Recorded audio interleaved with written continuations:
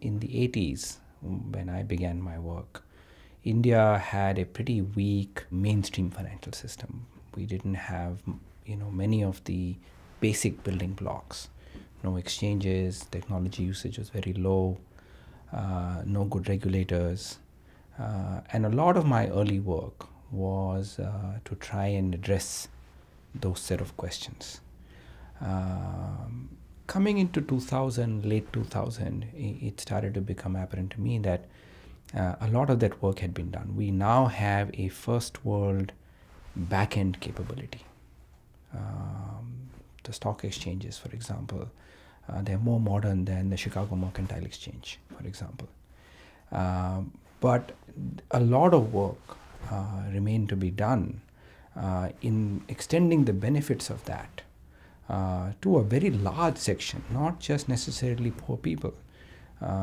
Companies were not getting access to finance, municipalities were not getting access to finance, businesses were not getting access to finance. Anything you do in India, whether you set up a large business, or you set up a small company, or you, in a sense, implicitly speaks to the problem of poverty, because we are a very poor country. If you take a $2 cutoff, 80% of the population falls below that. You take a $5 cutoff, 99% of the population falls below that. So clearly, in my mind, I don't make a lot of distinctions between what is social and what is for profit and all of that. Just to give you another example, I was the board member of ICICI Bank. We are the second largest bank in India. What we do as mainstream retail banking is what Compartemos does. And it's called microfinance in Latin America, whereas it's called mainstream banking in India. So I didn't see, that's not the way I saw it. It's really more, a large job is there that needs to be done. And my own belief is that, kind of working in a focused way, things can change. And I've seen them change in the mainstream systems over 20 years. And I think even in this whole area of access, we can make a big impact. I come from a corporate banking background. This is how corporates expect to be served. You cannot go to a corporate with a cookie cutter product. You have to actually go and design for each company. It's in retail banking, for some reason, people have believed that it's too complicated to do customized products to an individual. And the sense was, let's make cookie cutter products, mortgage finance, credit cards, and such like, and let people figure out what is appropriate for them. Let them assemble the solution for themselves. And that's the best we can do. The only thing that we brought to the table was the sense that with newer technologies, with newer capabilities, cost is no longer a barrier. Finance is not a product like a refrigerator. It's one of the products that is completely digital, that can be synthesized on the fly. You don't need the cookie cutter designs. The big piece when you say wealth management is the wealth managers. Who offers this advice? Can you really bring it down to a point where a high school graduate or a college graduate, that's the best we can get, is able to offer good guidance? And there you needed the training and the technology to come together. Because obviously the science is complicated. How much insurance should I buy? I need to do some mathematics. I cannot simply give you a touchy-feely answer. I must come up with an exact number. So all of that is actually buried inside the technology.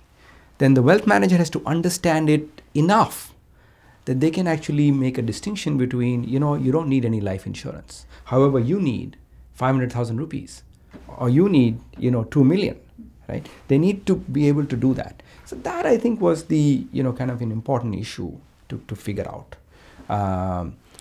Then, of course, what you point out, what about the cost structure itself, of this? And for a variety of reasons, some of them social, but a lot of them to do with the underlying business strategy. We were not keen to go in the direction of extremely high interest rates paying for extremely high costs. but rather in the opposite direction, which is to say that I will try to find the lowest possible interest rate at which I can deliver my overall model, because that way I get more penetration into the communities that I serve, and I participate. I benefit from that low interest rates in the longer run, because the belief is I'm able to support the growth of my customers much more, and if they grow more, they take more from me. So kind of a longer term model, which meant costs had to be really low, but without sacrificing quality, without sacrificing the precision of finance, without breaching security issues. How does one provide financial literacy on rainfall insurance? It's a complicated product, So we are not that strong believers in simple products and simplicity, because a product like a loan, my favorite example is I give you a loan, it's a straightforward loan, every month you pay out, versus a product that I offer to a farmer which says if it doesn't rain, you don't have to pay. If the commodity price falls below a certain number, you don't have to pay.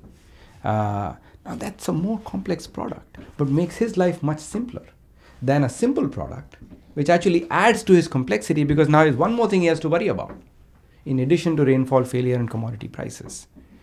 So our belief always was, we have to own the complexity. We have to design all of that stuff so that, the noise cancelling analogy, so that the client life becomes simpler.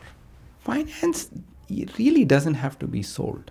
There is a natural, very strong demand for it. You set up shop, when we opened our first branch, we have, over 100 now across the 3 regions. There was an anxiety, a pang of anxiety. Will anybody come? The whole village showed up in the first hour, almost, right? So, and the situation is so grim. So much of the country is unbanked that it's not as if we are one more player entering that market. There is nobody else. It's just us. We have 600,000 villages. There are only 30,000 rural branches, and most of them are right outside the city. So really vast swaths of the country are of that nature. It's not as if we had to look very hard to find that market. And one could argue it's a social mission, or one could argue it's a competitive strategy, right? And we have, in the villages we go, we have anywhere from 60% at the low end to 95% at the high end penetration in terms of the households that we serve. And one could say that's a great competitive strategy. You've gone in there and you've built really a strong presence. You're building a depth of understanding of client needs. As the economy grows, many new players will come in. They will not have the learning curve benefit that you have. And the only way they can compete with you is to buy you.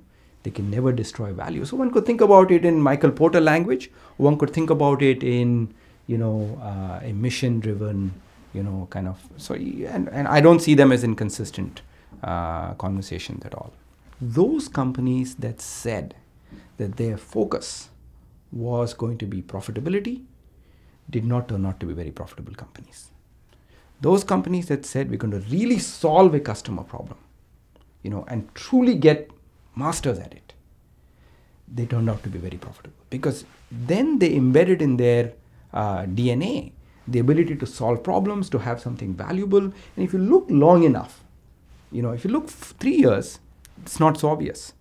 You look 25 years, it becomes more and more obvious. The companies do not survive because of great advertising or, great brands or, a lot of talk. You have to have something valuable. So our belief is that we will embed that in the DNA of the KGFS entities, because if, despite not having sales as a target, if they are profitable and they keep being profitable, that branch is doing something right. Yeah. If on the other hand, they're not profitable in a market where we are selling an essential service, I'm not selling Coke, which I have to create a market for. This is finance. You exist, you use finance. Whether you pay, whether you receive, whatever it is, finance is, as important in a modern environment where you're not doing barter as breathing or as anything else.